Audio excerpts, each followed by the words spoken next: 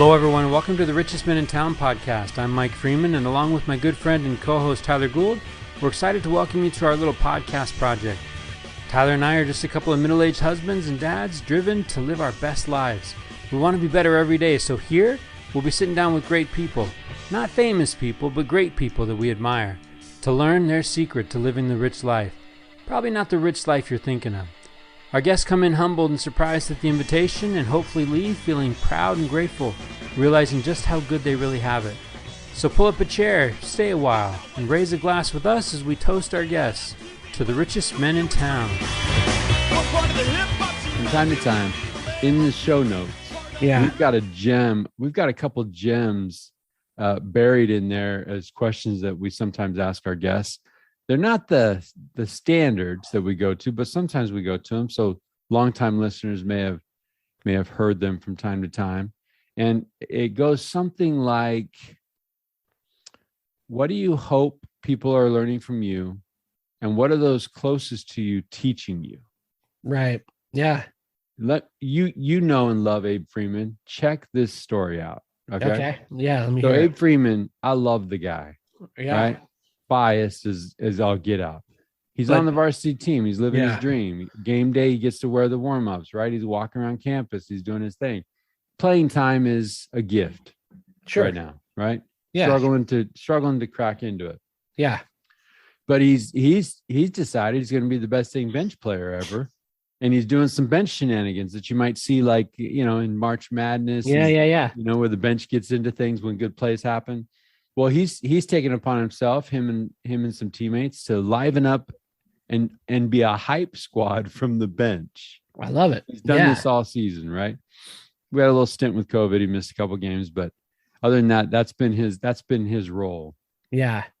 So he's walking into his place of employment, Burrito Bandito, and it's payday, right? So morale's high. Absolutely. Remember that feeling? Heck, I still love that feeling.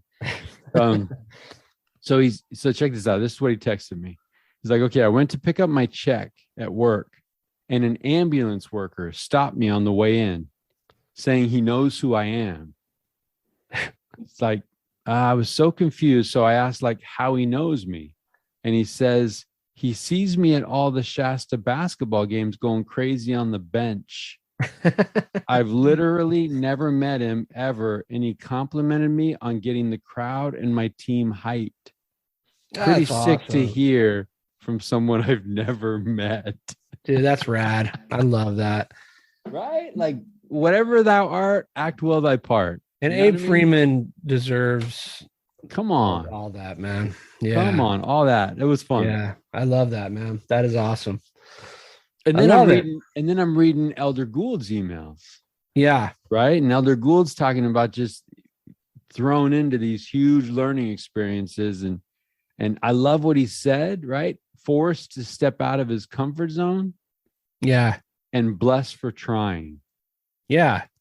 I dig that, right? For those of you that maybe kind of knew, Tyler's son was called to serve in Brazil due to COVID, reassigned to Colorado, and recently got his golden ticket. Boom. Thrust down to Brazil after maybe like being a missionary for a year. Yeah, a year. So he's got the Colorado missionary thing down. Yeah. Has been working on his language, gets thrust down to Brazil. Boom. Learn Portuguese and learn how to be a missionary in Brazil. Yeah. And lots of learning opportunities. Yeah. Lots of discomfort. You know what I mean? But yeah, it's good. I saw, you sent a few texts this morning. I was laying in bed, actually reading your texts. And I was thinking, I love that thought. I was golfing yesterday with a friend of mine, and he said something to me. He said, he recently has changed jobs to a new company, a new position. And he said, there's a lot of freedom in surrendering yourself to letting people know that you don't know, but you're willing to learn. And I thought that was kind of profound. He's like, I just don't want to be that guy that is always just telling people, I know it, I got it. sometimes there's some power in just saying, I don't know, but if you'll share with me, I'm willing to learn it. Yeah, it's like that. So I sent you that Robert Glover quote, right? Yeah. In general, people are not drawn to perfection in others. People are drawn to shared interests, shared problems, and an individual's life energy. I love that. Humans connect with humans. Hiding one's humanity and trying to project an image of perfection makes a person vague, slippery, lifeless, and uninteresting. Yeah, that. I love that Standing quote, in front of man. a room saying, "No, I got this." Yeah. Right?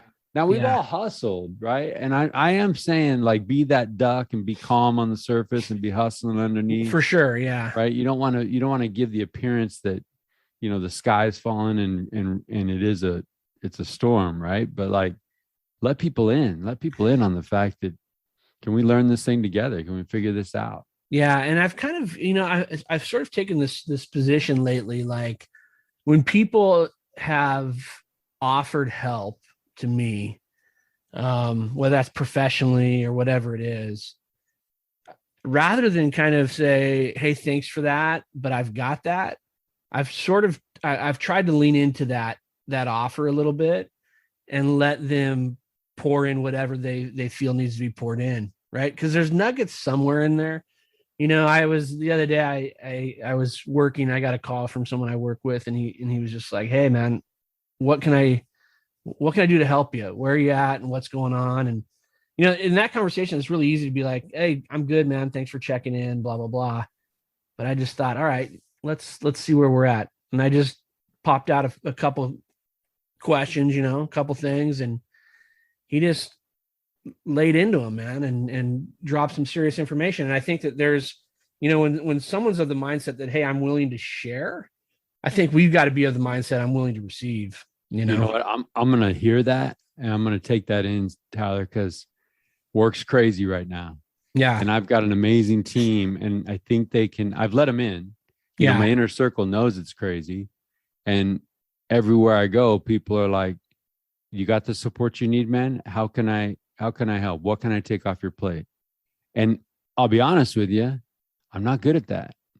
Yeah, I'm not either. My typical response is, "I got this," in some fashion, right? I mean, but I think that, and then of course, I think that's, I have to get to that idea, and I know this, I know this, but I don't like to admit this.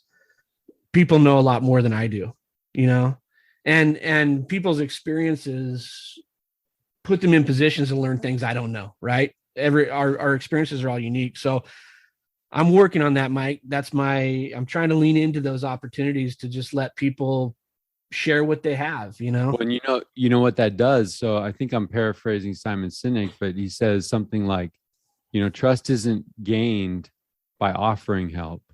Trust is gained by asking for it. Yeah. Yeah. And so that human to human connection, when we do ask for it. And I love the prompt, because I'm not going to say, hey, can I get some help? But for the folks that are reaching out saying, hey, can I help you? Man, take that. Yeah. Right? Yeah. Say, let's figure this out. And there's a lot of times it starts with like, I don't even know what I don't know. Yeah, absolutely. Yeah. And on that subject, I just picked up a new book, Adam Grant's Think Again. Haven't even cracked it, but listened to a Brene Brown interview with Adam Grant. Looking forward to the book. And he says, if knowledge is power, knowing what you don't know is wisdom. Yeah, I think you sent me that this morning. Yeah, right? I dig that, right? Like, what do I not like know? Because that's the true wisdom. Yeah, maybe this is sort of a result of being 47 years old, but it's like, and maybe this is a result of spending 90 episodes on this podcast. It's like, man, there's so much that I haven't experienced, and there's so much that I probably won't experience in the same way that someone else has experienced that thing. To have someone be able to willingly say, hey, let me talk to you about this thing, and see how it might be able to help you. I mean, that's a pretty interesting interesting thing to be involved in, So We got to learn, right? Yeah, We got to learn. Yeah. Like that Eric Hoffer quote, right? Learners are going to be the ones that inherit absolutely. the earth. I think that was your signature on an email. Maybe. Well, there's a great quote by General Eric Shinseki, and he says, if you don't like change, you're gonna like irrelevance even less. Right. And I love that quote, man. Speaking of change, Tyler Gould, I want to weigh in with you. Yeah. I'm down to 229. Oh man. 229.1. Okay. And the Mike Freeman reinvent takes another step this morning. Guess what I'm going to do? What are you going to do? Kelly and I are going to go to a farmer's market. Are you really? I love that. I mean, I'm a fan of farmers markets, man. I'm gonna become a fan of farmers markets. Saturday morning, they got an amazing farmers market here at Reading City Hall, that Sculpture Park. Okay. Yeah. Never been, man. Never been. And we're gonna check it out. And she's like, I'm not gonna be like 7 a.m. farmers market. And I'm like, well, Kelly, that's when the good kale is available. So here's my problem with the farmers market. And I am a fan of farmers markets, but typically the farmer's market, I find things that I want to eat at the farmer's market. So it ends up like this graze. Like I'm going from booth to booth buying like yeah, but is it all good? I mean, if it's all good, it's good. That's what I'm saying. Away. It's good. So I'm just saying for your newfound 229. Farmers market. Remember the 238 days? Yeah. Farmer's market might prove to be an enemy of 229 is what I'm trying to say. Oh, so, really? Yeah, it might be. Oh, I just pictured like lettuce and stuff. No, they got goods. Oh yeah. The farmers markets I've been to down here, people are brewing up like, homemade donuts and you're a donut guy, you know what I mean? So it's like, if I go to a farmer's market and I get hit with a donut, that's a sucker punch. That's like hey, look this way and get hit on the blind side, Yeah. I'm not even really like a donut guy, but if I pass by a fresh donut, I'm buying it. Like I'm going to eat it right there. And I'll probably buy a second one after I ate that first one. So I'm a huge donut guy and I haven't had, obviously if we're making progress on the way in, the donut thing has been something we skipped. In fact, Fridays, usually I roll in to work with some donuts and stuff. Right. So we got a little fatty melt plan in the office and we're trying to slim down, and I'm on my way in yesterday and I was like, no donuts. Like, really? And they're like, don't do it. So everyone was calling you off the donuts.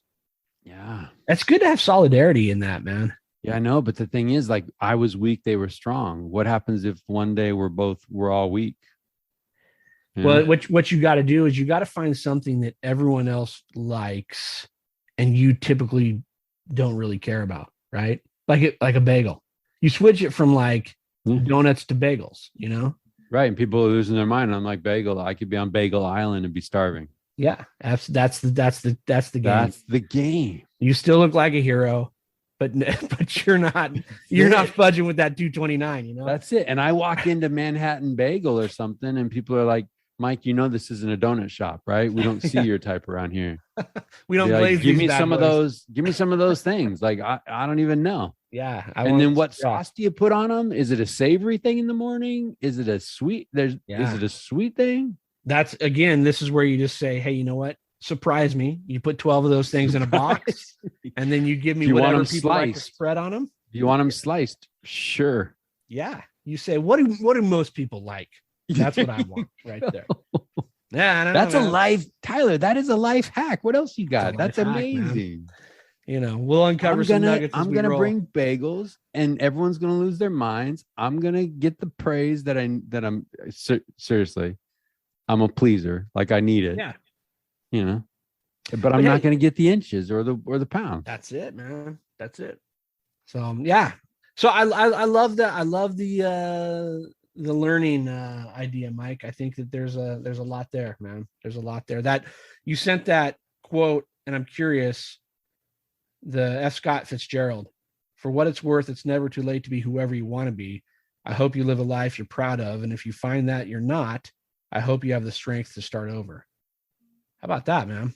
I love this. I'm thinking of my audience, right? I'm thinking of our audience on the podcast and where people are at. And, we've talked about this idea of timeline and being stuck. And we know the number one regret of the dying is to live someone else's life, right? Yeah. That hospice nurse idea of like, watching people go and watching people sad because they're trying to live up to other people's expectations, and so people are there. I just think that Fitzgerald quote is liberating. Like, it's never too late to scrap things and say, you know what? I got this run. Yeah. Like I mean, this isn't a read through. This isn't an audition. This isn't rehearsal. This is like your go. And if people are in things, if they're in toxic relationships, if they're in dead end careers and they've got dreams, it's like, man, all in on you, all in on your strengths, right? I got 90 episodes of research, right? Yeah. Brene Brown would talk about 200,000 points of research data. I got a motley crew of amazing people that have taught me, man, life is just not, it's too short to compromise. Well, and I would say, we have a crew of people who aren't coming in with an agenda to have a discussion, right? Nobody's pushing a product. Nobody went to them. Right. Nobody's coming to us saying, hey, let me teach you this thing. In fact, we have 90 episodes of people who say, hey, I don't have anything to teach you. Right. And we say, we don't believe you. Yeah. We prove it. Right. And it turns out that they have a lot to teach. And I think that there's, I can't remember who it was that we had on the show that said, it's never too late. Like when people, you hear this, that you have this internal script. And one of the things that is said is, I'm too old to fill in the blank. Right. Or that time has passed and I can no longer. That time has passed. And I when I read this quote, this F. Scott Fitzgerald quote that you sent, I thought about that discussion that we had with that person. I wish I could remember who said that. And it's interesting, right? Because if you don't like the life that you're living, start over and let's get going again. Well, and then even I was, looking at Sister Freeman out there freezing her tail off. And Pennsylvania, Northeast, man, it's getting hammered. I'm up here in Northern California. I'm looking at a 70-degree Saturday. We haven't had rain since January 7th. Yeah. We got wildfires in Monterey in January. Like, what crazy. is going on? But anyways, and she shares that principle of 1% better. Beat yesterday. Yeah. Right. So like where you might feel the need to revolt and turn things upside down and make some drastic changes, somebody might be just thinking, man, I just need to be better today. Yesterday sucked. Okay. Yeah. I got that. Like that author Lee Cockrell, he says, first thing to do on your today list today is change and correct what you messed up yesterday. I mean, the idea, like, it's in your hands, but like, what does 1% better look like? And that can be an overwhelming thought. I understand that, right? I mean, that whole, hey, fix what you did yesterday. I guess it's all relative to what yesterday looked like, right? But but I think that our tendency, or at least my tendency, is to look at the thing that I feel is insurmountable and think I have to change that thing, right? And the reality is, if I change the path in front of me, if I just clear off that one step, that's making progress to that insurmountable thing, right? And too, like, as you look back, so many things right now, especially with this pandemic or whatever, is you feel hopeless because things are happening to you. Right. Yeah. Well, while you're not going to be able to go back, we can't go back, right? Yeah. But we can change our reaction. Yeah. How did I respond to that thing that happened to me? And in my response, did I do some harm to people around me? Can I patch up those holes? Can I do some of that relationship work, that repair work, and then move forward, right? Because things are happening, and it's like, we have that attitude, right? Yeah. That And the pandemic has exposed that idea of things happening to you, right? But the reality is things happen to you all the time. it's not a different game. It's not a different game. I tell my kids, we've had this discussion a lot recently in the house, just as it pertains to sports and everything else that my kids are involved in, right? And the one thing that we always talk about, and I'm sure you know, obviously you've had this discussion too, is, you can control only so much, right? So find the things that you can control and put your energy into those things. Focus on those things, right? I can't control the ref. I can't control the pitch. I can't control, but what I can control is my effort. What I can control is my attitude. What I can control is my willingness to continue to learn, right? And progress. Like, I can control those things. These other things that are outside influences that are pushing and pulling, I can't control, but I can control this little amount, and this little amount is going to change a whole lot, right? Yeah, I mean, it really comes down to Mike and Tyler. Can you win the day? Yeah, like that Ralph Waldo Emerson quote. Write it on your heart, because we talk about fear and anxiety and how prevalent that is today. Yeah, everywhere, right? Yeah. Write it on your heart that every day is the best day in the year. He is rich who owns the day. Like Dan Boone, man, I'm a bumper sticker t-shirt guy. Like I would rock that t-shirt. Yeah. I would rock that bumper sticker. He is rich who owns the day, and no one owns the day who allows it to be invaded with fret and anxiety. Finish every day and be done with it. You have done what you could. Some blunders and absurdities no doubt crept in. Forget them as soon as you can. Tomorrow's a new day. Begin it well and serenely.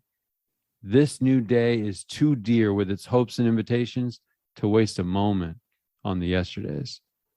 So I love Ralph that Waldo idea. Emerson would directly contradict my idea of fix yesterday. He's like, be done with it.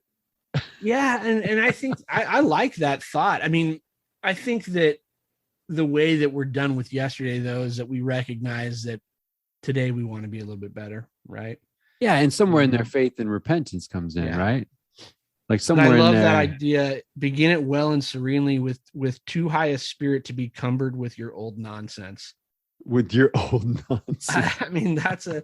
I mean, because honestly, I mean, I was listening to somebody the other day, and they said something I thought was interesting. And you're going to have to do some work on this quote, Mike, but they quoted someone and they said, stop worrying what other people think about you, because something to the effect of people aren't thinking about you that much. You know what I mean? Like, we become so self-important that, oh man, I'm going to walk into this room and everyone's going to be, think this of me or whatever it is. I love the idea that, they're just not. Let's move forward. Let's focus on me and, and how I can be better and how I can treat people better and how I can lift other people, because at the same time, I'll be lifting myself, right? You lift me, I lift thee, and together we rise, right? Something. Yeah, right. And I don't even know if people are thinking these days, right? I mean, I think that there's some weariness and some fatigue, and I think it's it's an interesting time for sure. But like that, I think it is liberating to realize that it doesn't matter what people think about you. Yeah, and I think that what we cling to is our own insecurities and what we feel, how we feel we have not been the best, right? And we think that's what everyone remembers, and it's not. I mean, the good news is, as a whole, people are pretty gracious, and they're gonna consider you for the good that you've done. So, and we can take solace in that fact, right? Well, yeah. And I think in the end, they're too busy. We're worried about what they're thinking about us. They're really too busy beating themselves up. Yeah. Probably. Right. Yeah. I mean, I think we're all in our own heads in that regard. Yeah, absolutely. Yeah, I love this. I love the scripture. So Grace shared out in a recent email, Joshua 3:5, sanctify yourselves for tomorrow the Lord will do wonders among you. Yeah. Can we work on us and have some trust and have some faith that around us, through us, wonders can happen. Yeah. Just so you know, like in my morning routine, I got a box that I put. I don't have a lot of boxes. I've kind of eliminated some of that checkbox mentality, but I got one box called DSA. And every day's planner, I've got a DSA box. And DSA is my reminder to try to do something amazing. I love every that, day. Man. Yeah. Right. And most of the time, the DSA is in that Tyler Gould small things. Right. It might end up at the end of the day when I'm like, did I do anything amazing today? And it might have been that time I reached out to a friend on a text. Yeah. Right. Or reached out and just called someone saying, hey, thinking about you. It might be that. How's the family? How you doing? Yeah. And it might be in the walls of your own home, right? It might be walking in the front door with a bouquet of flowers like Daniel Sellers and just saying, hey, bring flowers home. Yeah. So I love it, man. I think that there's there's a lot of work to do, and we've got. Let's burn that old nonsense, man. Old nonsense. Yeah. Man, we can go on for hours about old nonsense. I love that idea of just like be done with that old nonsense. Yeah. That sounds like something that Daniel Sellers' grandpa would say. Dressed to the nines on a walk. Yeah. Be done with that old nonsense. Yeah, it's good stuff. Maybe I rock some. I throw the jeans away today and I hit the farmer's market and in some chinos or something. I think you got to go chinos with a button down tucked in and some running shoes on the chinos. I feel like that kind of caps that look of like white New Balance. Like like white New Balance. Yeah, exactly. Cuffs and a crease in the chinos or no? Oh, always. You always rocks the cuffs and the crease, right? Isn't that what Dr. Dre said? Come on. That's it, man. That's it. Oh, good times. Yeah, good stuff. Well, let's I just need to make a point. Can I just make this one point? And my younger audience is going to be completely lost. But it's uncanny how much Elder Gould's companion looks like Sammy Davis Jr.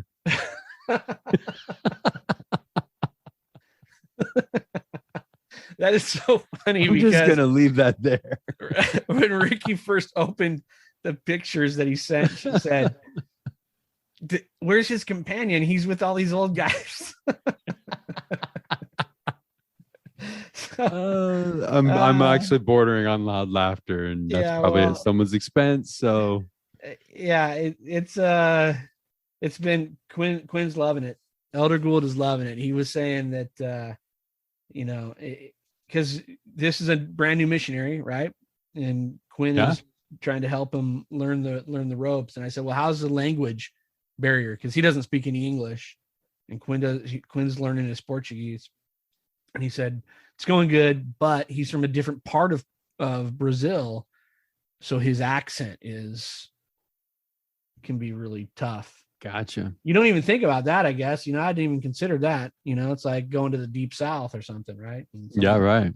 Talking at you. But, so you've got one daughter in college. Quinn will come home and jump into college. Grace will come home and jump back into school. And in that Brene Brown, and we'll drop this in the show notes, in the Brene Brown interview with Adam Grant, she shared something that is her approach in supporting kids through college.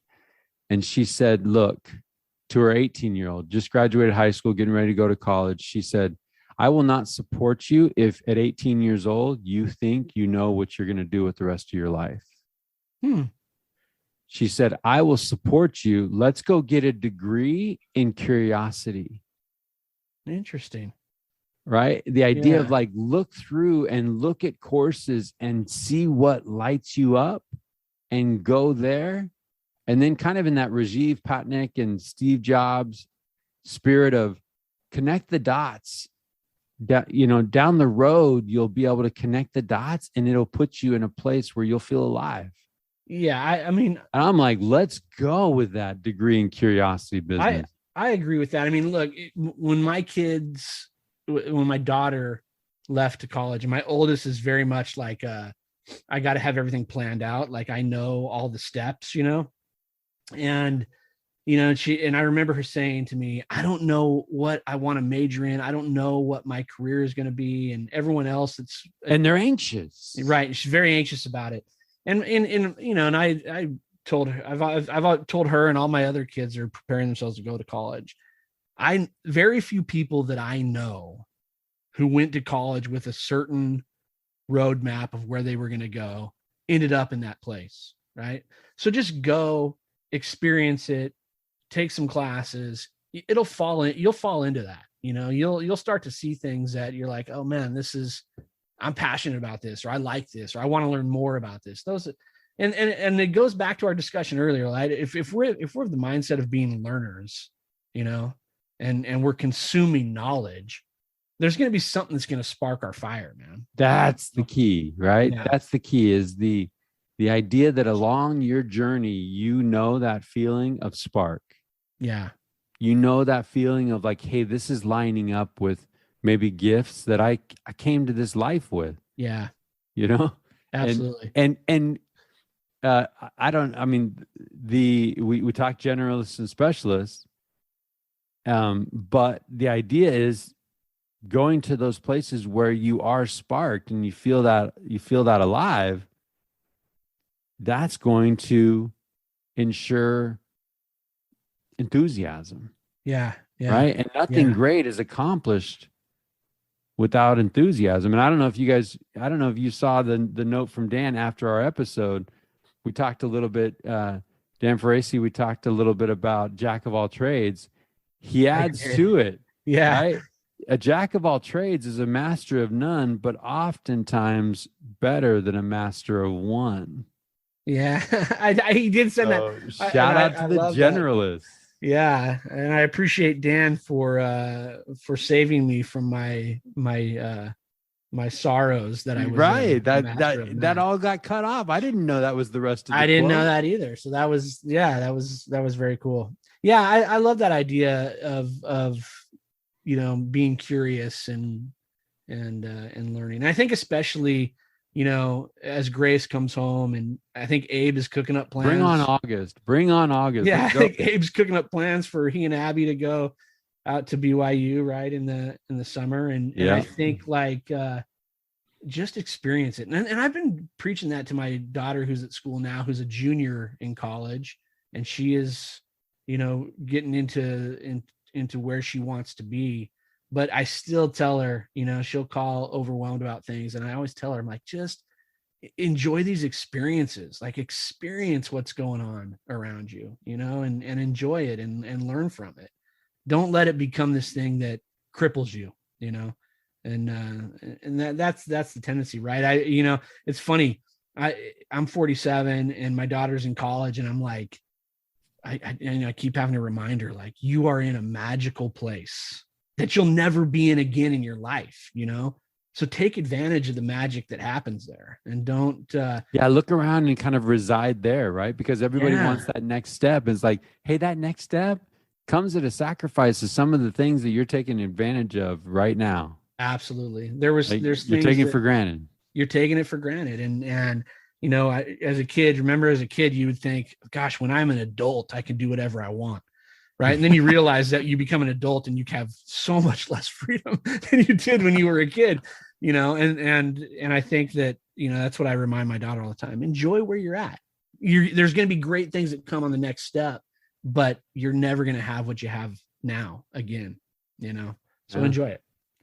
All right, man. On the way out, Tyler Gould, you want to put anything down on wax as far as predictions sure to go wrong for NFL playoffs this weekend? Because last week was nuts. Yeah, it was nuts, right? I mean, 13 seconds. The only look, I got to be honest with you though, when Tom Brady lost, like, my heart swelled with joy, and it was a great feeling. It's strange to say, but it was so great It was even better than the Raiders getting into the playoffs. I was like, gosh, watching him walk away with his little bloody lip was amazing. And he almost didn't. I know, man. I mean, the thing is, I'm 100% so anyway, with you. I'm 100% with you. I will say, I gotta tell you, I've got a force field up on all things Tom Brady. I'm not watching Man in the Arena. I'm not doing these things. But stories are starting to like sneak into past the force field, and they paint him as a decent human being, and I'm like, I can't believe that guy's a jerk. No. Right? I refuse. Can't happen. I can't watch it because I don't want to have my opinion altered in any way. So so much for learning. So much I don't want to learn anything about that. I will learn, but I will not learn anything about that man. Yeah. And how cool would it be if Ben Roethlisberger goes out with all the fanfare and Tom Brady never suits up again and like just rides off in the sunset? Yeah. I look. So I'm a fan of that. I'm a big fan of that. I will tell you, I'm in on the Bengals and the Rams. I'm a Matt Stafford fan. I think the guy's tough as nails. And if anybody who suffers for years in Detroit getting their head kicked in and now is turning it on with another team, I'm all in on that story. And the Bengals, I mean, you've got the Bungles, you got that whole story of like ineptitude, and now they're up against it, but they're Joe Burrow came in, grew up in Ohio, I think. Yeah. Right. He comes in and he knows the culture and says, that's not our standard anymore. Yeah. Right. And like comes right at it head on, is like kind of in that obstacle is the way, right? Like, nope, it's not these Bengals. And that kid, he's got moxie. Yeah. I don't even know what moxie is. Moxie's like, is that a Yiddish term or something? But like, he's got that thing. Yeah, he does. He's pretty amazing. If not now, it's happening soon. Bring on now. Let's get Joe Burrow in the Super Bowl. I love that idea. Let's get the Bengals and the Rams. The Rams playing at home. I mean, come on. That'd be something. How can we go decades? This is like Super Bowl 56, right? Yeah. Last year was the first time we ever had a home Super Bowl team and champion. Yeah. And we're about to maybe have back-to-back. Back-to-back. Things happen in threes. So we got another one to look forward to next year. Where's the Super Bowl next year? I don't know. I think it's about you spruce up where you play, people play better. Yeah, water your grass, man. Raiders in Vegas. Yeah, absolutely. You get into a new gig, and it's like, hey, we got to represent here. Yeah, I love it, man. It's good. It's fun. All right, let's. I'm gonna do this. I'm going to do this farmer's market, and by golly, there better be donuts or I'm going to be upset and I'm going to come after you. Yeah, man. If there's not, you need to talk to the lead farmer there and see what they got, why they're holding out on you. Hey, what is all this kombucha stuff? Yeah. Where are the donuts? Why are there stalks of corn everywhere I look, man? And radishes. Bring on 228, man. 228. The scale is actually something right now I'm looking forward to every morning. Can't believe I'm saying that, but it's become a fun little game. Well, you've done work, man. You've been doing work. So well, we got work to do, you know what I'm saying? Hey, but that's got miles to go before I sleep, right? Let's go. So I think that the pivot though really did come from like the idea of and I think I've shared this before, but that This Is Us episode where it's like, hey, you didn't get the best version of me. Gosh, I Kelly and I seen that. Kelly and I were driving around on a date night, and it was like, I know people that I know people that I think are guilty of kind of mailing it in and just kind of giving up on themselves in a marriage and not presenting themselves physically or spiritually as their best for their partner. Yeah. And I've always kind of judged those folks. And it's like, all of a sudden I realized, well, wait a minute, me living the way I'm living is not necessarily, it's robbing the people that I love of my best self if I'm 400 pounds and not taking care of myself, right? Especially if my choices lead to a shorter life and they could have had more dad around. Yeah. So when you start thinking like that, it's a lot easier to leave that Pepsi in the fridge. It's a lot easier to maybe go for a walk in the evening, or, hit the Y in the morning when you're thinking like that. Yeah. Yeah. No, I love it, man. That's where we're at. I love it. Good job. Enjoy that farmer's market, man. Let's go, chinos, crease and cuff. That's it. Always. All right, man. See you next time. See you next time.